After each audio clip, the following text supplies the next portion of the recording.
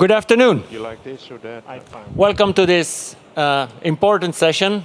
We're Thursday afternoon, but there's still a lot of important topics to be covered. What we'll cover here is the success story of a new standard, which has been created in 2012. It's the Legal Entity Identifier Standard. So we'll hear how, what the status is about this important topic for the financial industry. But we'll also hear how this came to birth and why it's important for you as financial industry market participants. So I'm very pleased to have on stage today to cover this very important topic, Matt Reed, who is from the Office for Financial Research from the US.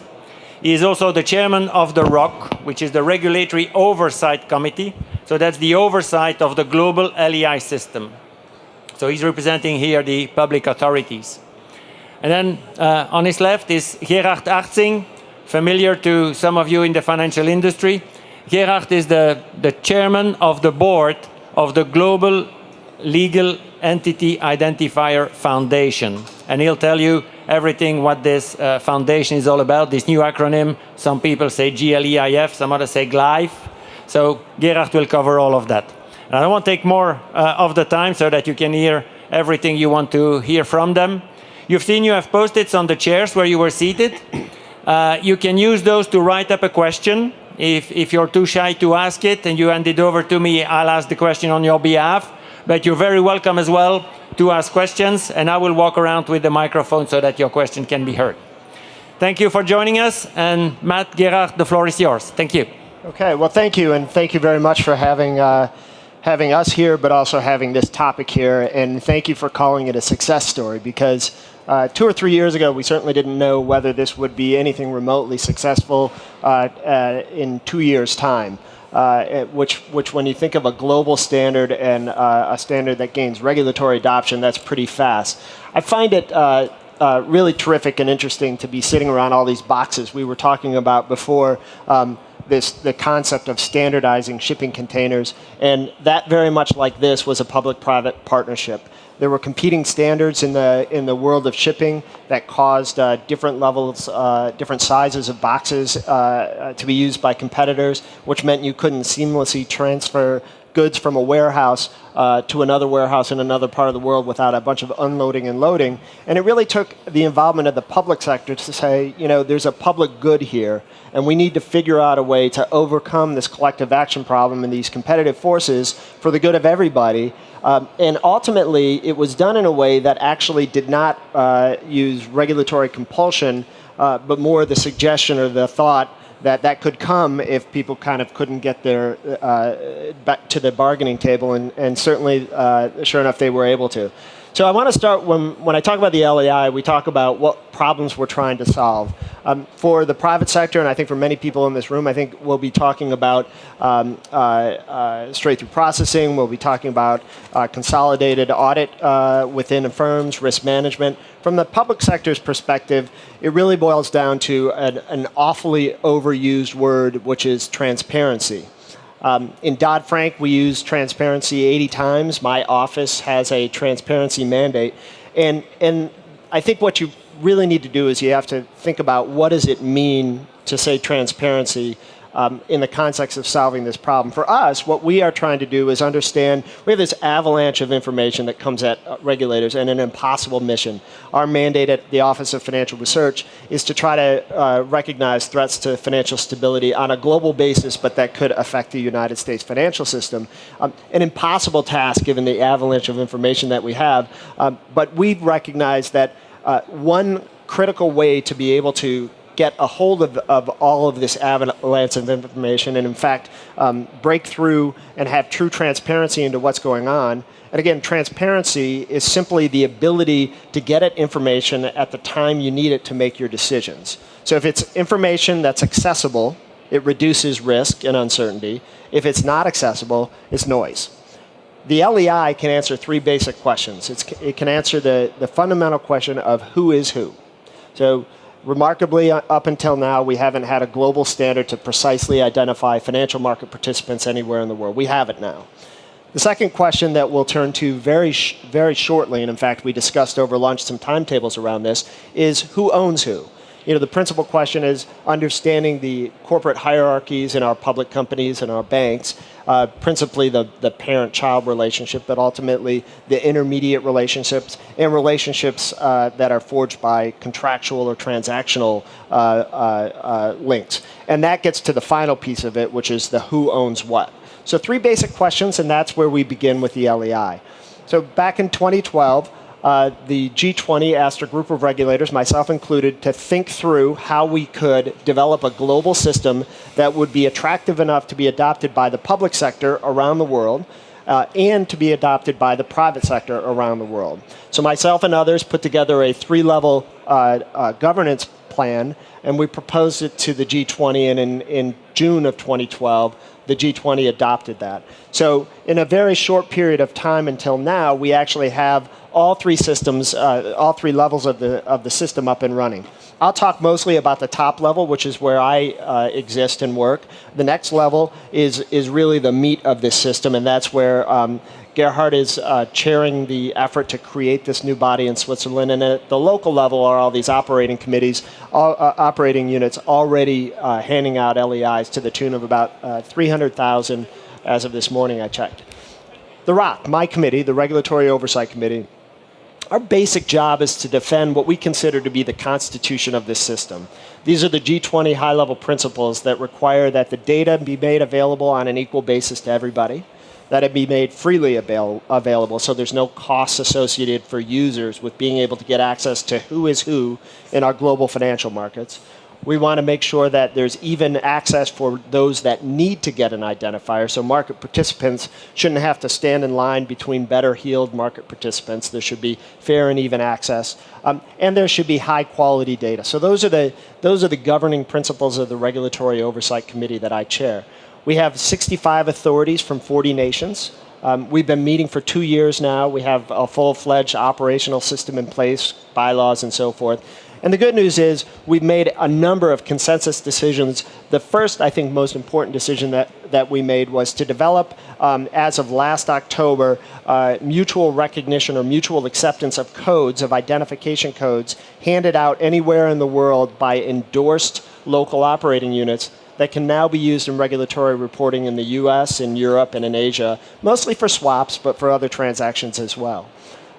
The second most important decision we made was to create this global legal entity identifier foundation in Switzerland. And it's no surprise that the bylaws, the statutes that govern the fiduciary responsibility of Gerhard and his fellow board members, they mirror very much the G20 principles that I'm required to defend. So it's making sure the data is open, good, high-quality data, that there's even access, that it's available to all who need it. There are finer details that will be figured out over time in terms of how to interpret some of the more discrete points of the G20 principles. But that was a decision made several months ago, and it ultimately culminated in Mr. Hartsink and others being appointed in June of 2012. At the bottom level of the system, we have 17 local operating units, 18, something in that neighborhood. Nearly 30 already. Well, endorsed those that are operational. But operational is 17, yeah. Yeah. So we have 17 different locations around the world where a market participant, one that has a reporting obligation that requires it to get an LEI, can go and get its LEI, and no matter where in the world that reporting obligation exists, that LEI will be accepted by the regulator who's got the obligation. So that brings me to the last piece of the system that we've set up and gotten running. And this is really what the discussion, I think, can be interesting about is the push and the pull that we're trying to develop here in terms of the way to make this a ubiquitous identifier. The push part comes from public sector authorities that are pushing that market participants get an LEI. We think it's in our interest in the public sector to make sure that, particularly for swaps transactions, that a common identification system is in place so that in the US, when we're looking at our swaps repositories, across the repositories. We can understand what total counterparty exposure is for a particular entity, but we can also do so when comparing to European swap repositories or Asian swap repositories. So we've pushed out a number of regulations. I can talk specifically about those in the US related to swaps, but also getting into other areas like private fund and money market fund reports, insurance holding reports, and so forth. I think that our job is not done at the public sector. We have two major objectives ahead of us. I'm grateful that the board has taken over the planning and the operational aspects of this and has really taken the football and begun to run, because that allows me and my fellow public sector counterparts to, one, turn back to the job of making sure this is a ubiquitous standard. So you'll see, I think, on an increasing basis, the LEI rolled out, at least in the United States, but I expect in Europe and elsewhere. The goal here is that we can get to a place where there's one identification standard for reporting. That should drive efficiencies in the market. That should make it easier to manage data within internal reporting systems, so you're not reporting one identification system to the Federal Reserve and yet another one to the SEC and so forth. Hopefully it will also bring efficiencies internally to banks and other market participants. The second big goal that we are turning to as quickly as we can is the who owns who. And our expectation is within the next year, we'll be in a position to start building out the infrastructure within the LEI system and have a standard that if it's not in place, it will shortly be in place, that we can globally agree upon for at least the ultimate parent and child relationship. That's kind of the holy grail. That's why those of us from central banks and market stability organizations were initially interested in this in the first place. The great news is that we're finding that there are uses for the LEI in all manner of public sector activities, and so I'm sure we'll talk about some of the other implementations as we go. But that's the push part of it. I think that the pull part of it is really creating demand on the user side and on the firm side, and I think probably Gerhard will be able to bring a lot to that, thinking about how we can exploit the other side of this effort to make this a ubiquitous standard. Okay, my name is Gerard Hatzink. I have been appointed in January this year to chair the Global Legal Entity Identifier Foundation, the Swiss Foundation.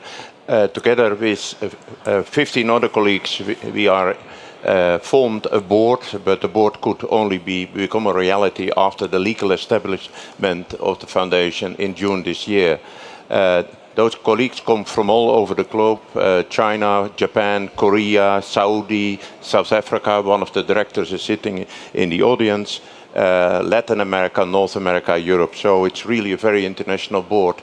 And not only coming from the financial industry, also coming from other industry. One of the senior former chairman of the GS1 organization, a complete different perspective on identifier, is also a director of the board. We have not only to deal, of course, with the board, we have to deal with 65 regulators. That's well, special. I do have experience with regulators, but what I notice is that it's not only banks, central banks, it are securities regulators, derivative regulators, treasuries out of many jurisdictions, and they have to form one opinion on whatever type of topic. So all the documents we produce will be reviewed by many different type of regulators. That's where we are. We have also to deal with around 30 local operating units. Some of them are already operational since 2012. Others just started. We met roughly 22 of them already in 3 meetings, one in Paris, one in London, and recently last week in Frankfurt. And we try to understand what are we going to achieve together. So if you analyze the key tasks from my perspective, our statutes are, by the way, published, so if you are interested, have a look at it, is taking care of the rules of the game. We use the word master agreement. So how should the CLI system operate? So it is legal and technical rules. So far we are working with a design of 17 chapters that may evolve over time to cover all the topics to create a new system up and running. The second function we have to take care of based on the statutes is that we are taking care of the compliance, that everyone in the system sticks to the rules as designed. So a policing compliance type of function. The third function is taking care of the operations of the CLI system. As Matt already told you, there are local operating units. They are up and running. You can get the data already today for free. But the intention is to have a combination of all the local data in one repository for free, available to any citizen, any business, any researcher, any public administration around the globe. So that operation part, that service part, is easy from a concept perspective, but think about if you change the data at local level, should it be also changed in a split second at the central level? And if so, that has an impact on the design.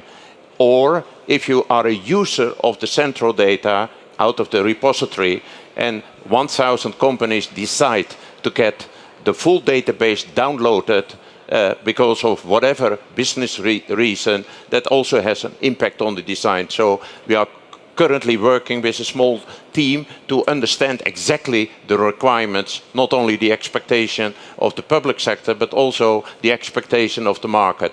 So among more here in this Cybers event, I started to talk to the data vendors because they will be definitely very interested to have every split second maybe a download of the full database to understand the changes in the database. Mark already talked a bit about the usage of the LEI. Of course, it will be there for risk mitigating purposes and definitely also for regulatory reporting. But think about OFAC, AML, KYC type of issues, anti-bribery. Those are definitely domains coming from the public sector where the LEI will have an impact over time. But also think about, there is discussion, I understand also here in the US, from a public procurement perspective, it makes sense to have the LEI inside in the procurement processes of the governments. In Europe, there is a program called PEPL. It's about 16% of GDP. That's the number of public procurement, so it's big money. Also over there is a dialogue going on. So that's more on the public sector. On the private sector side, I already had dialogues with the International Chamber of Commerce. They take care of the UCP 600, if you are familiar with trade finance, letters of credit. And they are very interested to include also the LEI as one of the recommendations, because then you understand much better who is on the other side of buying and selling goods and services all around the globe. Or think about audit firms. Auditors, there are two main audit organizations for IFRS and also for IIS. We will definitely approach the chairs of those organizations this year. Why not the LEI in the annual report of public listed companies? That makes sense. So it's not the public sector decision, it is a logic decision in the industry. Or in Europe, for those who are familiar with the SEPA program, the direct debit. If you pay with a direct debit, who is the counterparty? The legal counterparty from a consumer perspective. So also a domain that should be explored. But also there are a lot of potential issues around buying goods on the internet from a consumer perspective. Who is who if you buy goods and services on the internet? In Europe there is an organization, it's called E-Commerce Europe. We have a dialogue currently, should the LEI be part of a trust brand? So to make it possible for any consumer to understand who is your counterpart if you buy goods and services on the internet. We have a business model. The business model was not designed so much by the CLIVE. It was already codified in the recommendation of the ROC, recommendation 20. We are, the CLIVE should work on cost only, cost coverage only. no profit. That means that we had to decide how to structure it with competing local operating units. Any company, any business can make its own choice which LOU will become their service provider. So they are competing with each other. However, they charge the registrar of the information. So a fee to start with and an annual maintenance fee. That is the model. And for any issued LEI, they give part of the money to the central operating unit, to the Clive, to make it happen. $20 for each issued LEI. So that is the model we are working on, and I can confirm that it was hard to get the money on the table, but 90% of the local operating units have signed a commitment letter, and I expect some millions in a couple of months. What is very important is promotion, that everyone in the industry and on the public sector understand what the value is of an LEI. So we agreed that the ROC members and the board will be ambassadors to promote the LEI in their jurisdiction. It doesn't make sense to have a CEO running around the globe opening doors. No, let the ROC members and the Clive board members open doors so that the CEO can be very effective being there at the right time on the right place to take care of the follow-up. In our statutes, it is clearly mentioned that we have to be very transparent, and we will do so. However, we did not have money already to make a website available. My expectation is that probably within 2 months it will be live. All our legal documentation will be available, also the agenda of the boards, the minutes of the boards, to make it very transparent. And what we are trying to achieve is also, when we are creating the master agreement with the local operating units, we should not say those are the only stakeholders. We recognize very well that other stakeholders include, for instance, data vendors. For instance, a lot of the technology companies over here may add a lot of value in some chapters of the master agreement. So we will design a process of consultation so that anyone who has anything to contribute to the Clive can do so. From a financial firm, I come from a financial firm myself, thinking it over the last couple of months, for which type of C-level managers is it important? Definitely for the compliance officer. I listened carefully to several of the remarks in one of the panels I participated this week, but compliance officer see immediately the value, because several of the firms paid enough to the public sector fines, 1.9 million, 600 million. If you can trace much better where the funds are coming from or going to, that will at least avoid that you are confronted with fine. The risk officers are definitely interested. It's sometimes very hard to trace exactly what is the risk profile, because companies change quite fast over time. The picture of today of the large corporates is not the picture of tomorrow, and you may hope that the corporate secretary of the company understands after a month what the Christmas tree at that moment was a month ago. So that's important that the risk officers also have a better understanding what we could achieve with the LEI, provided it is included in the technology. Also for the COOs of the company, if you understand the potential impact of the LEI, it will definitely reduce the cost of processing, because you have a unique identifier for your customers or on the buy side. So head of tradings are definitely also interested in how to move forward. For them, it's more and more important to understand what the counterparty is. So over here, it's very much focused, Cybers, on payments and securities and Forex business. It's very important that we consider how to move forward with rule books in the industry. Maybe over time, LEI should be included in rule books of trading, clearing, settlement, payment platform, forex platforms, because it's not only the direct members, clearing members, settlement members, trading firms, but also the indirect participants. And based on the evolution of the legislation, it's much more important for the settlement members, clearing members to understand also how it works in the environment of the indirect participants. That's all I wanted to contribute.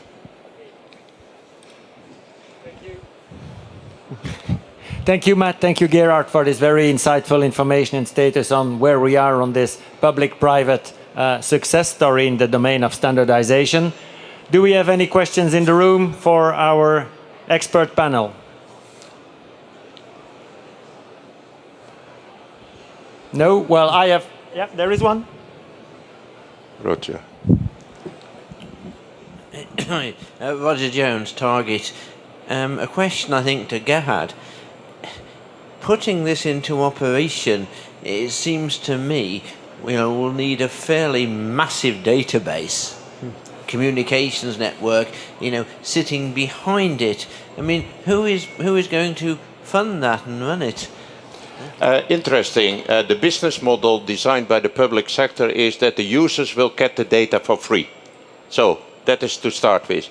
That means that the registrars using the services of any of the preludes so far up to 30 will have to pay a fee. The fee, if I analyze what the current fee is to be paid, it's $200 to get the LEI and a maintenance fee of $100 a year. So that is basically the stream, the income stream for the local operating unit. They pay us, based on our current calculation, $25 to cover the cost, sorry, $20 to cover the cost of the central part. Of course, we have to consider, is this a very expensive piece of technology? Well, we have to take care of resilience. We have to take care that it is operational 7 times 24 hours. But the first indications are, in the end, it's not such a complex database because it's storage of data and not massive transaction processing like in the derivative business or in clearing platforms or in Target 2, what you were referring to. Can I just offer that there were a number of design decisions that hopefully they will prove to have been good decisions over time, but what we had a number of objectives. One of them was to create demand on the user side and on the registrant side. For that reason, we looked to ISO to help create the standard. But a standard is only as good as it's adopted, at least from my perspective. And so the next key element for us was to figure out a way to get the private sector to implement the standard in a way that was meaningful, which is why we have a private sector board with people who are far more expert than the folks in the public sector in getting this kind of thing done. We also created this federated system so that we wouldn't be creating essentially a financial market utility that is systemically important to every central bank in the world. The federated system allows for flexibility so that nodes in it can go down. And then the final thing, and we created competition among the LEIs, as Gerhard talked about, and that brings the final piece of it. So to pay for this, the registrants pay, right? It's $150, $200. But we're at 300,000 codes right now. There are huge economies of scale that we're going to enjoy. The cost of the central operating unit isn't going to jump exponentially. It will have some inflationary creep over time, but it won't double and triple, and you're at 6 or 7 million right now. So if we have 1 million codes out there, we fully expect, because we've insisted on a cost recovery principle, that the cost per code will go down, even though the volume will go up. And so, hopefully these decisions prove to be good decisions. I've heard different debates about whether we should have left some competition in the market or allowed a for-profit model in the market so that people would be even more incentivized to compete on price. But we think we did leave enough in the vendor space so that We're just controlling the basic business card information and ownership information, but there'll be an incentive to monetize this from vendors, maybe from the other side of the house of the prelude. And so we think that there's enough left to create competition out there, not only on the price to get a registration, but then demand on this data coupled with other data that's available for fee. Yeah. Okay, thank you. Do we have other questions?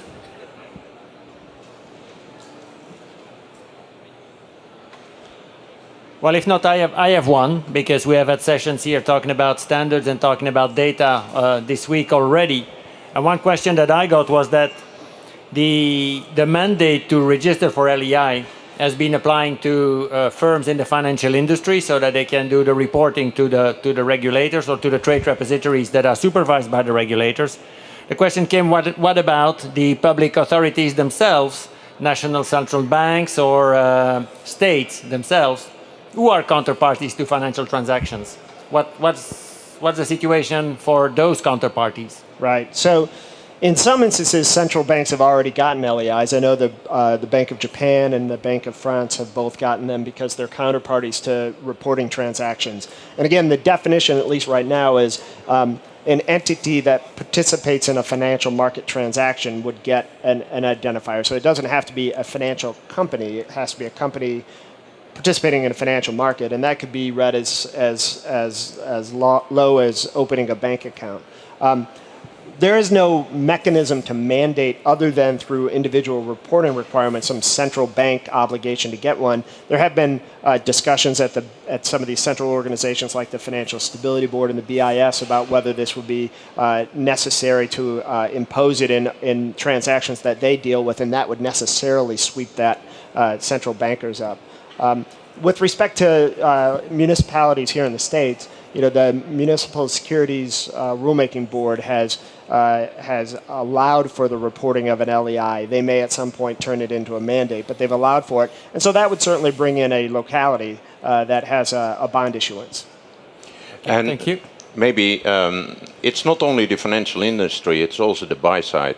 So think about commodity trading, wheat, oil, etc. The reality is that financial industry is only partly included. So the buy side and sell side, based on the European legislation, EMIR, but also here in the US, Dodd-Frank, they both need an LEI, buy side, sell side.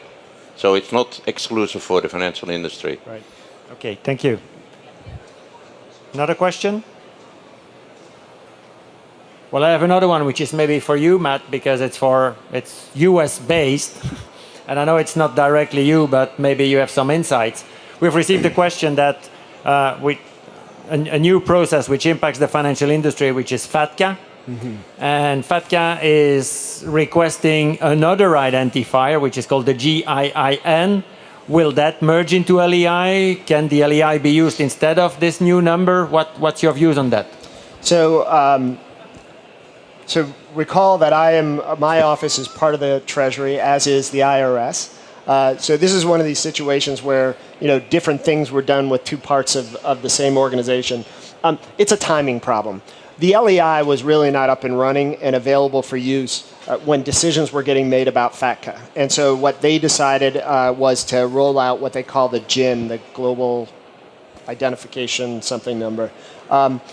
That has a compliance component with it. So as I understand it, the IRS does a certain amount of essentially due diligence itself and then assigns the GIN, and it's almost like a control number. I think what we'll see, and we're obviously having conversations, and so I think what we'll see is a migration toward the LEI, probably the first instance, and I think it will be sooner rather than later. You'll start seeing the requirement to report the LEI alongside the GIN and whatever their form is. I forget the name of the form. I think that'll be the first step. Hopefully, as with other identifiers, the LEI will prove to be as successful as we expect, and the GIN and others would become retired except for legacy purposes. So, you think about just in the U.S. alone, there's an identifier for banks required by the banking regulators. There's an identifier required for the SEC operating companies, the CIK for financial advisors, and so forth. the first step will be aligning identifiers. The second step will be hopefully retiring legacy identifiers. I think that's a several years process. In my introduction, I made some statements about promotion, and one of the dialogues in the board was already, we should have an overview of what's going on around the globe with identifiers. And so one of the ideas I mentioned already, use the ROC sponsors, the ROC members, and the board as ambassadors, and spot where identifiers are maybe being developed or implemented, and let's reflect what is the best way forward over time, maybe 5-10 years, to have the unique identifiers everywhere in town. Because if it's a must-do because of the public policies, then it's easy, the stick is behind the door. But over time, if you do have an identifier, it makes sense also to consider to use it for other business processes. Why should large food companies or those who are in the non-food business on the buy side and sell side not use an identifier? Why not? So there are a lot of other opportunities. So that sounds like good news to continue this success story. Yeah, we hope. Okay. We hope so.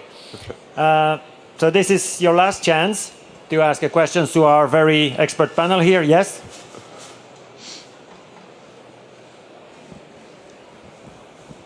I hope this question is for you, or you can help me out. I was required to get an LEI because I'm a CCP that's it's applying for a third country as a third country CCP before ESMA. I didn't have an LEI, and we don't have a local operating unit in my country. And so what happened is that I started to go to all these these countries and providers of LEIs, and I found out that my company did have an LEI, but nobody in my company had put the information, and the information was wrong. Yeah. We're a trust right now in this specific vehicle.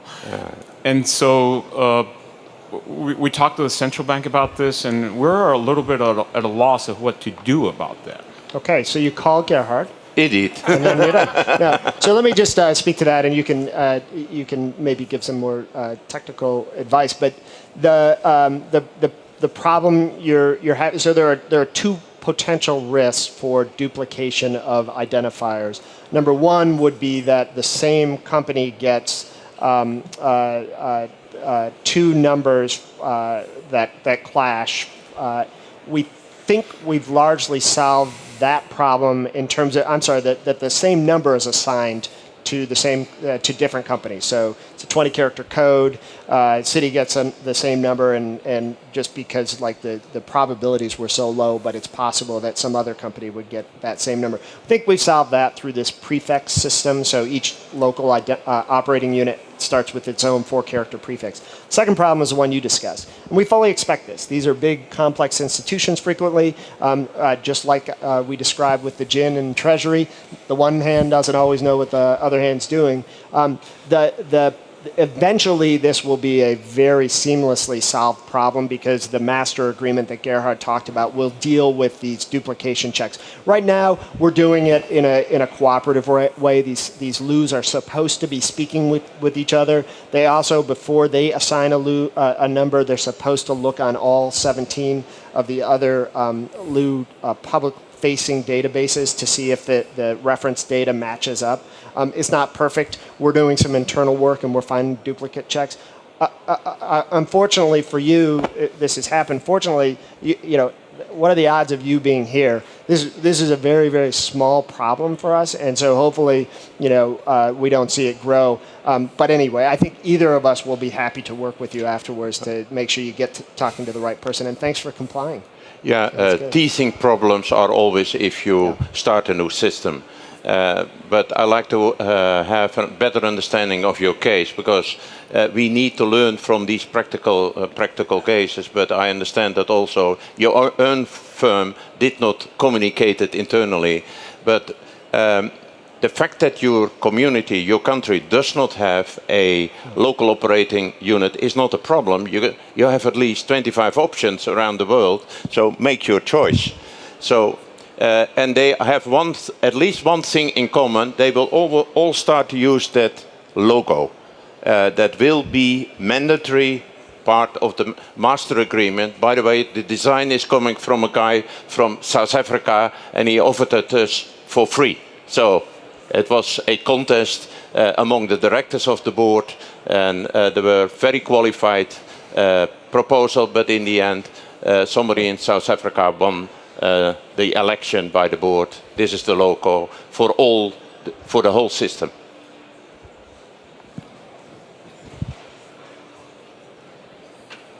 Okay, well, thank you, Matt. Thank you, Gerard. I think it was very useful. I hope you found it very useful too. So thanks for your attention, and I think they deserve a good round of applause. Thank you.